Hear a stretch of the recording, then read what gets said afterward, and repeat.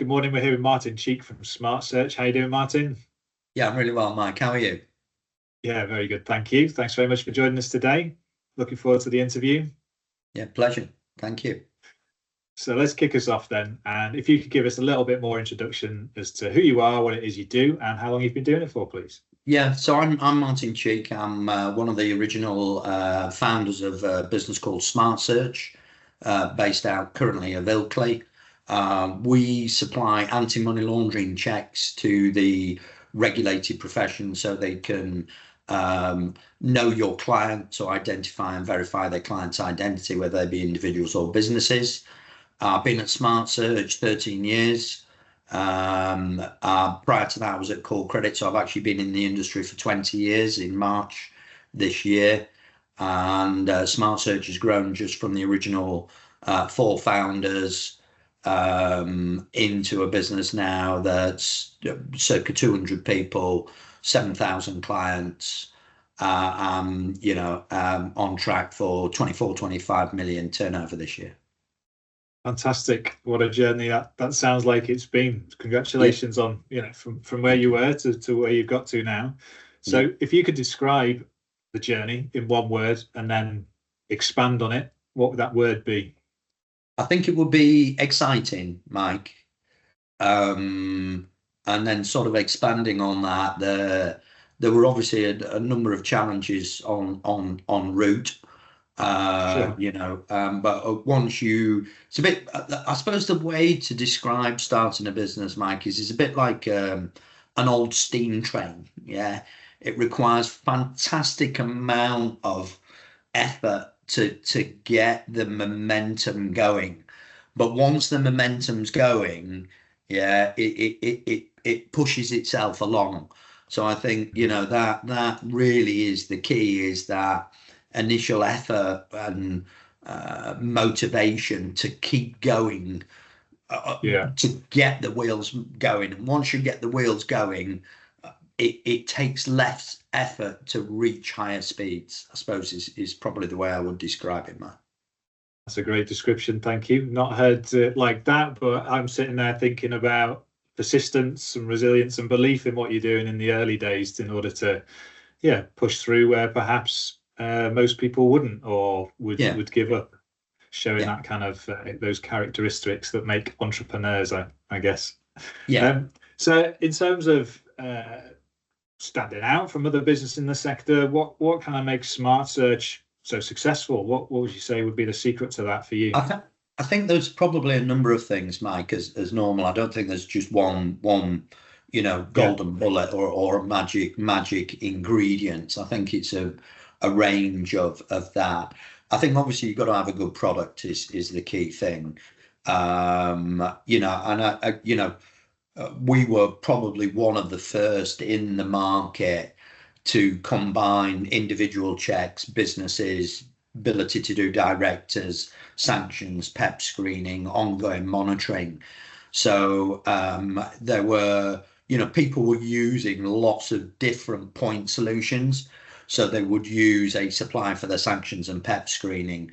They would use a supplier for their electronic check. They would use another supplier for their document. They would use one for the business checks. They would use one for international individuals. So they were using multiple, what we call point solutions, which obviously means multiple vendors. And generally it meant retyping in someone's name, address, and date of birth into multiple online platforms. And the whole idea of Smart Search is you would just do it once. And that really was one of the secret ingredients. And, competitors followed.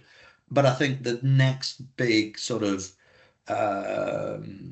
ingredients in the mix that makes it really good is our sales machine. Yeah, so a lot of people build these products and they sit there aggressively waiting for the phone to ring. Yeah, so, and these compliance solutions don't sell themselves.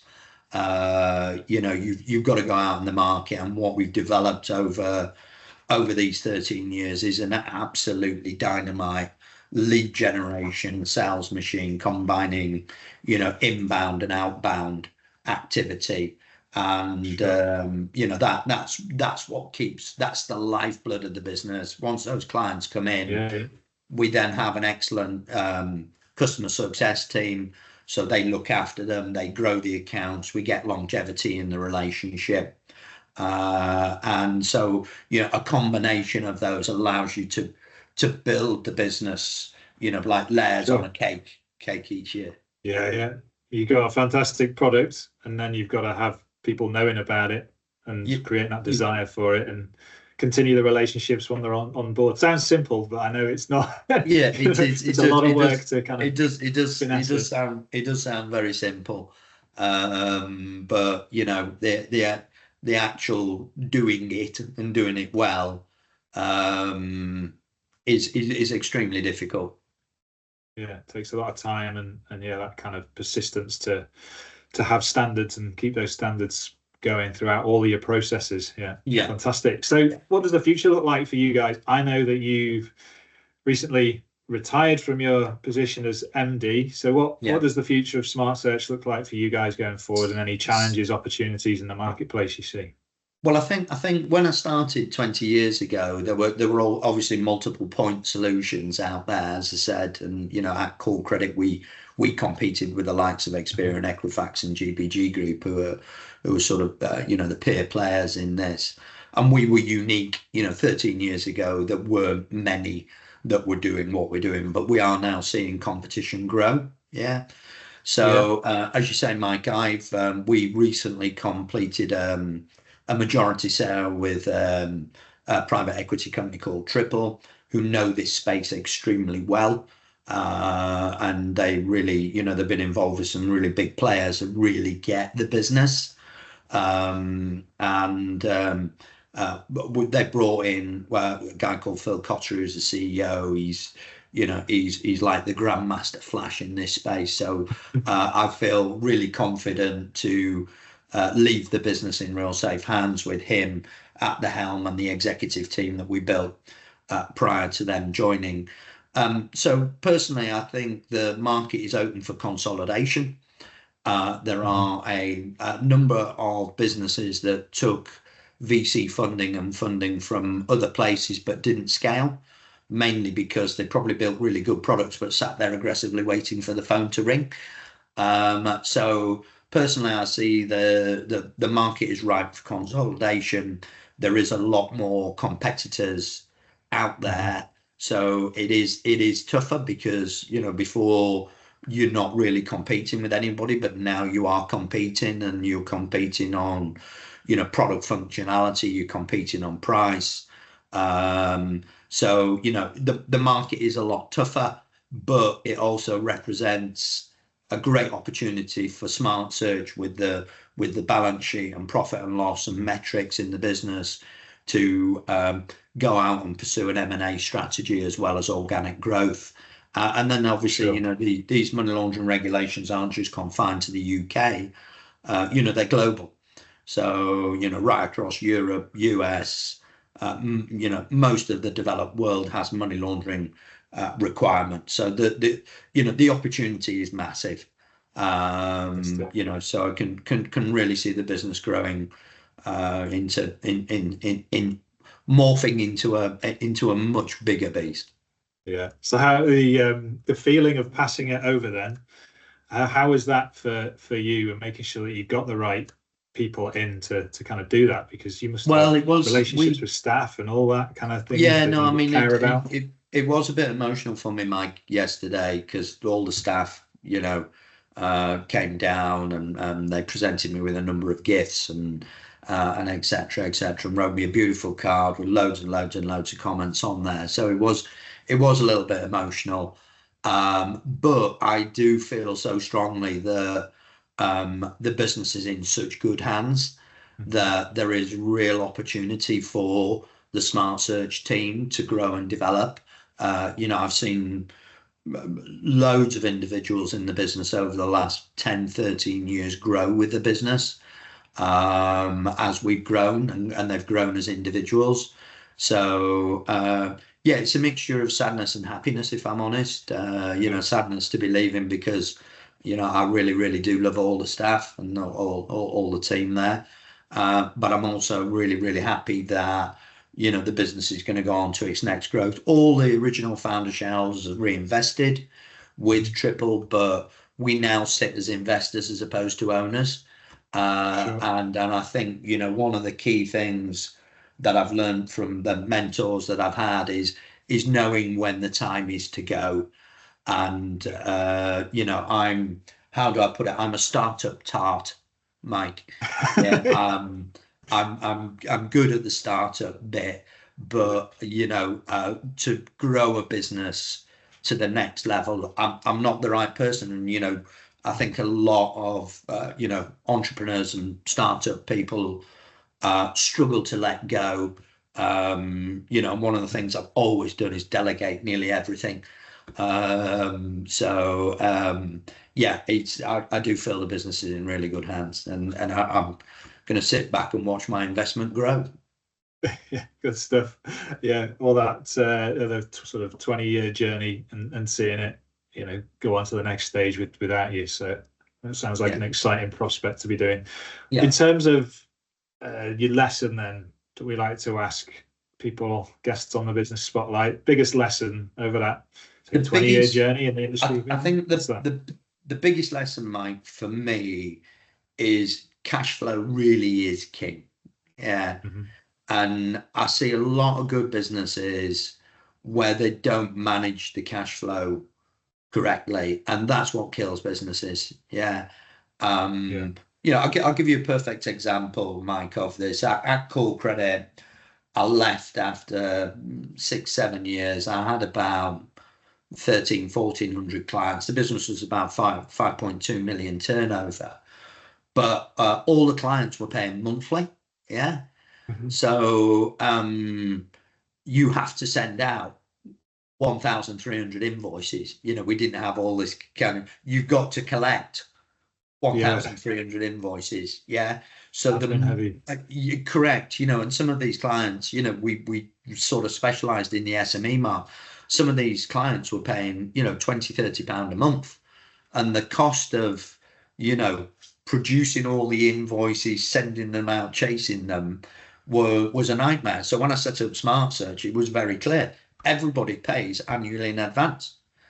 Yeah. And if you're unsure about how much, come in low. Yeah. So Yeah, don't overcommit. We don't want you to overcommit. But so the cash flow in the business is just phenomenal. And you know, that just takes so much of the pain away. I think that's probably the biggest lesson is make sure, yeah, you collect your cash from your clients as quickly as you can, and you take the longest time to pay your suppliers as you possibly can. So I do think that really that makes a massive difference to a business, and I think a lot of people are scared. You know, I wouldn't yeah, have done it at Call Credit. I would have been nervous about saying you got to pay annual in advance. But now it's like that's the way that we do it. If it's a big deal, we will take payments, you know, ideally 6 monthly in advance, or sometimes quarterly in advance. But you know, we unless it's a blue chip company, we will not do sure. anything that's like monthly or anything like that. It makes a lot of sense. You know, it's either you've got a solid business or you potentially haven't, and you've got to set your stall out and be confident that the reasons you're doing it are for the right ones, you know, to help everybody in the end. Yeah, and I think, you know, as I say, um, I think a lot of new start businesses are so desperate to get clients Yeah, that they they don't have the confidence to say, look, this is how it is, and that actually makes a massive difference. So if you get your cash flow sure. right, everything else works okay, and you don't, you know, and all you need is one or two big suppliers, and every business is the same. 20% of your clients are generating 80% of your revenue. Now you're Yeah, okay if you've got 7,000 clients, but if you've got 10, 20, 30, and some of those big clients don't pay you, you're in schnum. And I tell you what, the banks certainly don't help you out. When you've got cash, they bend over themselves backwards. Yeah, But when you have not got cash, they are the first people to put you on the floor and kick you in the head. yeah. It's not that I've got anything against banks, of course. A lesson shared there. That it's a great point that you make. Really valuable. That, yeah, be confident with what you're doing and make sure the cash is coming in. Yeah. Great stuff. So, in terms of your inspiration, Martin, what's it been? I mean, you said you're a startup tart. Is it that an excitement earlier? Was that kind of been inspiration for being a business? Yeah, it is, Mike. And I think it's sort of learning new things. And, you know, the idea came to me for Smart Search while I was at Call Credit. Because, you know, I just did UK consumers. And, you know, you go into a law firm and they say, look, this is brilliant for my residential conveyancing, but what about my commercial practice? What about the clients I get from China that are looking to buy, you know, the house in Harrogate, or, you know, all of these combinations? And it's slowly but surely the idea formulated, because I understand, you know, business data, sanctions, PEP screening data. So that idea formulated for Smart Search. So I think, yeah, it's that fun of the startup phase, and I think it's the most difficult as well, and that's why it's so much fun. It's challenging as well, but I think that's what makes it fun. If it was easy, then, you know, everyone would do it. That's it. No challenge, no fun. Yeah. Good stuff. So then, lastly, what's next for you, Martin? Before we wrap up, so any kind of latest news around other ventures, or? Yeah, well, so basically, I'm going to remain on the board of Smart Search. Yeah, so I will have you know, not an active day-to-day role, but I'll still be, you know, very much involved in the business. To be fair, my next adventure really is going to be into property. So I'm already building up a small portfolio of property. So I'm looking to get a family company set up with myself and my wife, and look to grow it really. Fantastic. And get other people to manage it for me. Sounds like a good plan. I wish you all the best for the you know, the success of Smart Search going on, and obviously in terms of your property portfolio and in your retirement, I guess. Thank you very much, Martin. Mike, thank you so much. Lovely to speak to you this morning. You're welcome.